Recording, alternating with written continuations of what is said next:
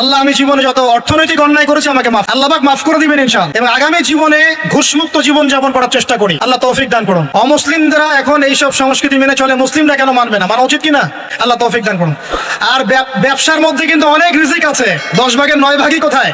ব্যবসায়। শুধু চাকরির পিছনেই ছুটবেন না, আর চাকরি যদি করেন অনেস্টির সাথে করবেন, উদ্যোক্তা হন, অর্থনৈতিকভাবে নিজেকে স্বাবলম্বী করার চেষ্টা করেন, তারপরে বিয়ে শাদী করতে যান, আল্লাহ পাক তৌফিক দান করুন। না হলে ছেলে মানুষের সম্মান কমে যায়, ছেলে মানুষকে হাত পাততে হলেই সম্মান কমে যায়। তো প্রিয় ভাইরা, 4 নম্বর নসিহত খুব সংক্ষিপ্ত করে, আমাদের রিজিক হতে হবে কি ভাই?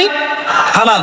আমি এমন আলেমকে চিনি, এমন আলেমের সোহবতে গিয়েছিলাম যে বাহিরের হোটেলের মুরগির গোশত, গরুর গোশতও খায় না। অবাক হলেন তাই না?